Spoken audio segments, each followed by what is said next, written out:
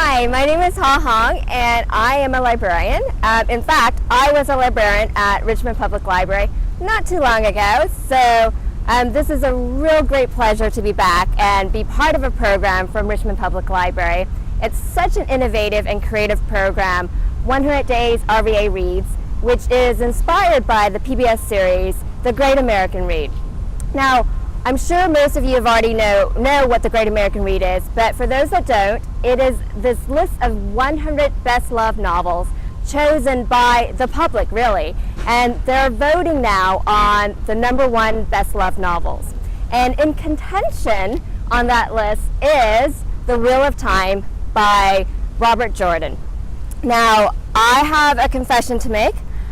I have not read the entire series, but to my defense, this is a Goliath of a series. It is 14 volumes. I think the last time I checked, the numbers were, it is about 4.5 million words, 11,000 pages, and if you were to listen to it on audio, it would take you about over 19 days. So, that is my defense. Having said that, I think the really great thing about this documentary, the series on PBS, The Great American Read, and RVA Read, 100 Days, is that it really does get you thinking about what are some of those novels I'm not reading, and why are they best loved. So, in looking at the list of 100, this is one of the books that I have not read. So, this is a great time for me to start reading it, and I have. And let me give you a little bit, a very brief synopsis from what I have read about the book.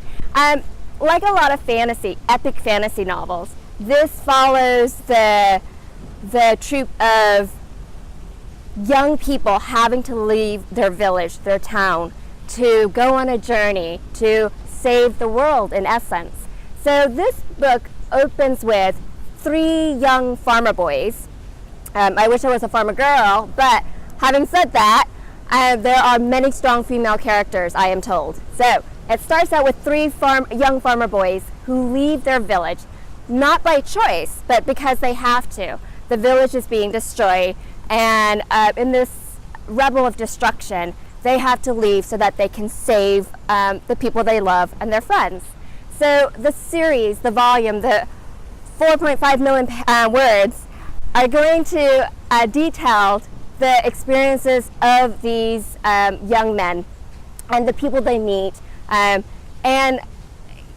the beauty of the book really is, it is rather simplistic in its overarching plot.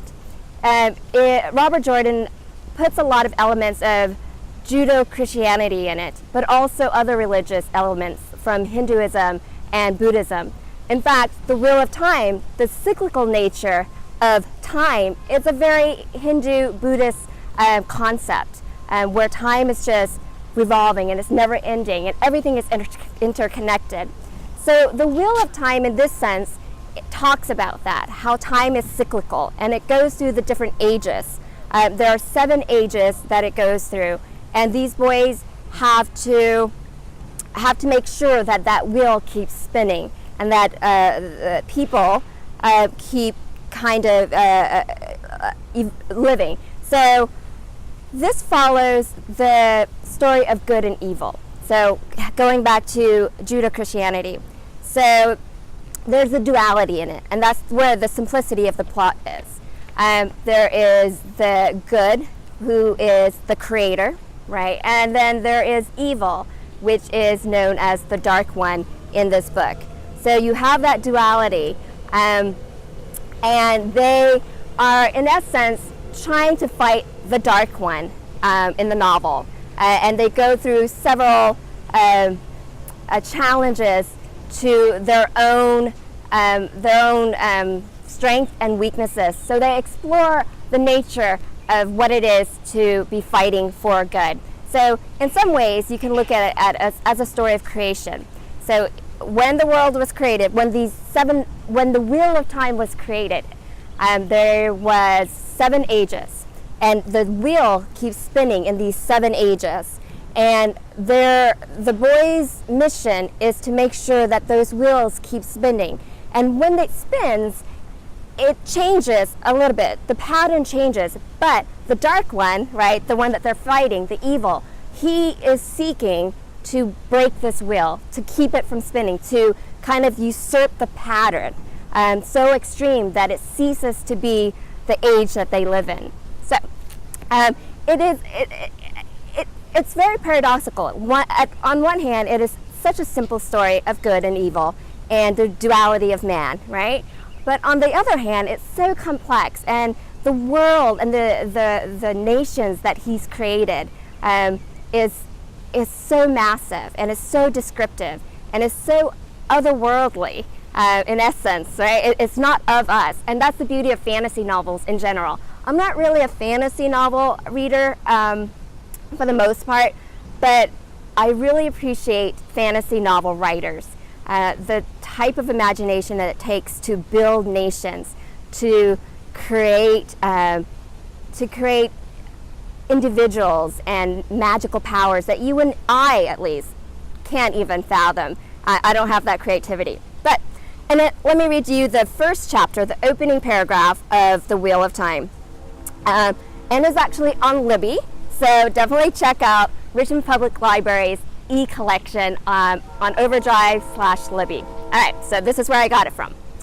Chapter 1, An Empty Road. The wheel of time turns, and ages come and pass, leaving memories that become legend.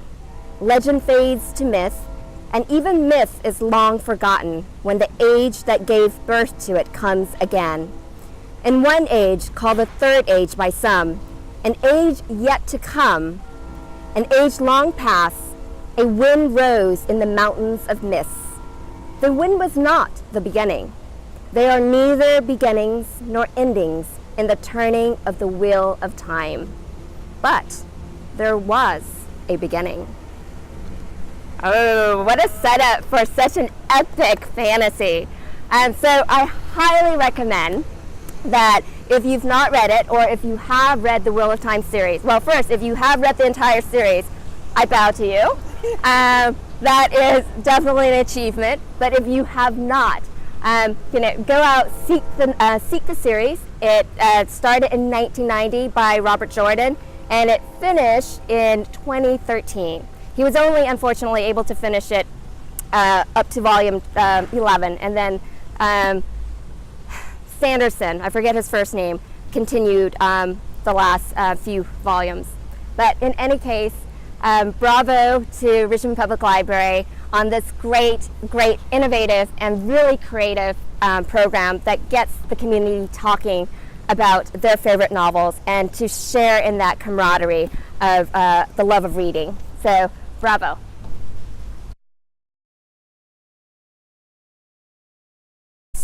All right, so we found a reader, Tricia. Who has read all 14?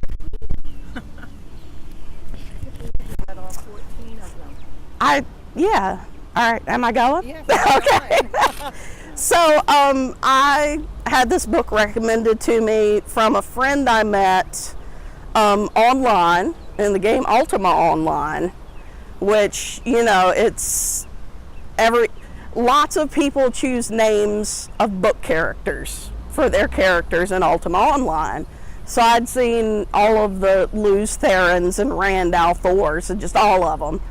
I just didn't know where they were from. And so I had a guildmate who actually lived in Colonial Heights. He recommended the book to me, and I was just a voracious reader at the time. So I read the first one and I was pretty much hooked. Like every week I was going to Barnes and Noble and buying the next one. And Or you could have gone to the library. well, I was trying to build my own library.